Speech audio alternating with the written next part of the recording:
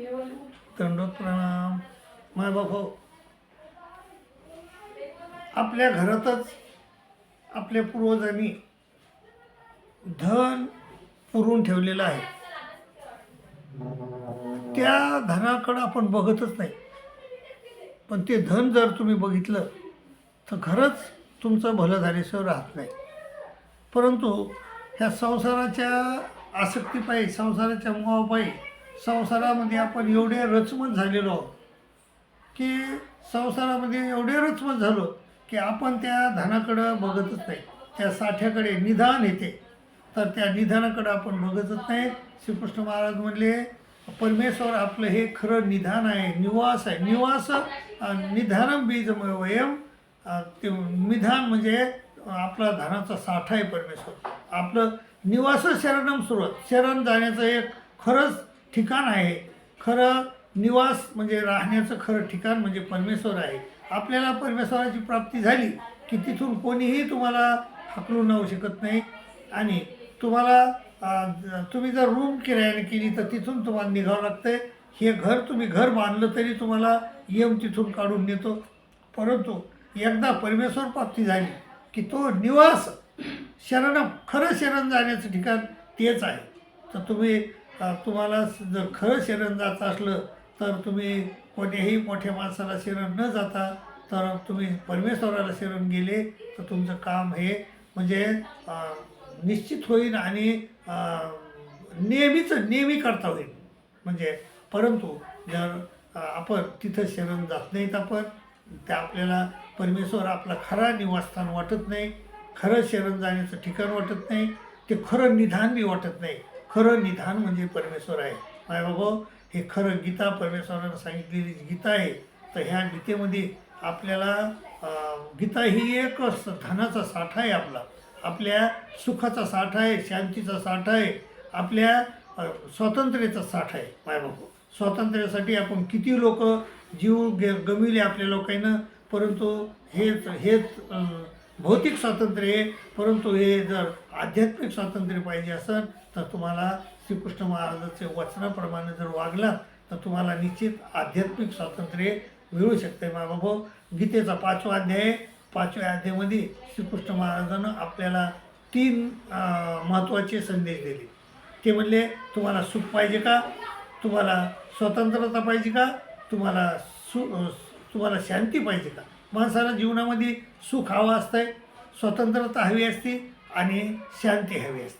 तर ह्या शांतीचा, सुखाचा, स्वतंत्रतेचा मंत्र श्रीकृष्ण महाराजांनं 5व्या अध्यायामध्ये दिला. ते म्हणतात, अर्जुना, शक्नोती हैव हे सोडून प्राक शरीरमक्षणात काम क्रोधोत भोमयोग संयुक्त सुखी नरा. ते म्हणतात की हे शरीर सोडण्यापूर्वीच, मृत्यू येण्यापूर्वीच तू कामाला क्रोधाला आवर, काम क्रोधाच्या आहारी जाऊ नको आणि तर तू सुखी राहशील. सुखाचा मंत्र येतो. आपण कामाच्या क्रोधाच्या आहारी जायचं नाही.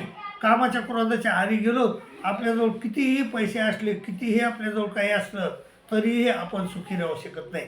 त्यामुळं कामाच्या क्रोधाची शक्नोती है वय सोडून प्राक शरीर मोक्षणात काम क्रोधोत भवयोग संयुक्त सुखी नर. कोणता माणूस सुखी आहे? जो कामाच्या क्रोधाचा म्हणजे आहारी जात नाही. माय बाबा, रावण बघा, त्याला काहीच कमी नव्हती, परंतु तो कामाच्या आहारी गेला आणि शेवटी सुखाला मुकला. तो सहस्त्रार्जुन राजा होता. सहस्त्रार्जुन राजा काहीच कमी नव्हतं त्याला, परंतु तो क्रोधाच्या आहारी गेला आणि तो सुखाला मुकला. माय बाबा, जर सुख पाहिजे का तुम्हाला तर कामाच्या क्रोधाच्या आहारी जाऊ नका, असं श्रीकृष्ण महाराज म्हणतात. काम क्रोधोत भययोग संयुक्त सुखी नरा. पण हे प्राक शरीर सोडण्यापूर्वीच आपण कामाला क्रोधाला आवडलं पाहिजे. हां, हे झालं सुखाचा मंत्र. दुसरा स्वतंत्रतेचा मंत्र सांगितला त्यांनी. ते म्हणतात येतेंद्रिय मनोबुद्धी. येतेंद्रिय मनोबुद्धी म्हणजे मन बुद्धीला वश केला आहे. ज्यानं मनाला वश केलं आहे, बुद्धीला वश केलं आहे. येतेंद्रिय मनोबुद्धी आणि मुनीर मोक्षपरायण. जो माणूस मोक्षपरायण आहे, जो परमेश्वराचं चिंतन सदोदित करतो, येतेंद्रिय मनोबुद्धी मुनीर मोक्षपरायण विगत त्याच्या भय क्रोधो. आणि ज्याचा भय क्रोध इच्छा सगळ्या गेल्या निघून विगत त्याच्या भय क्रोधो ये सदा मुक्त येवसा. तो सदाही मुक्त आहे. काय बाबा, हा मुक्तीचा संदेश मुक्तीचा मंत्र आपल्याला श्रीकृष्ण महाराजांना 5व्या अध्यायात सांगितला. पुन्हा दुसरा एक मंत्र सांगितला, भोक्तारम येते तपस्साम सर्व लोक महेश्वरम सुहृदम सर्वभूतानाम ज्ञात्वा माम शांती गच्छति.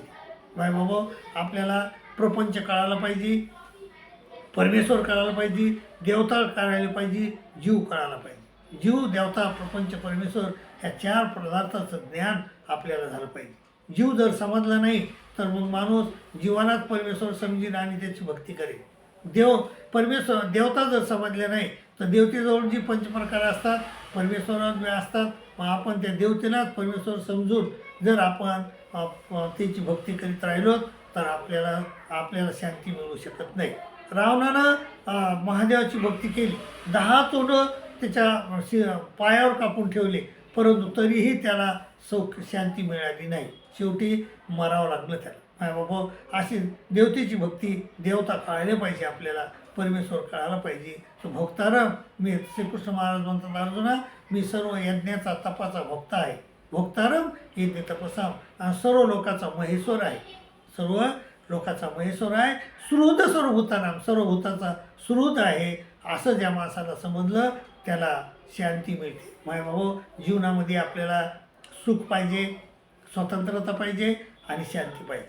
एखाद्या माणसाला गद पैसा आहे परंतु सुखच नाही, मग सुख काय कामाची, पैसा काय कामाचं सगळं, तर त्यामुळं सुख पाहिजे, स्वतंत्रता पाहिजे.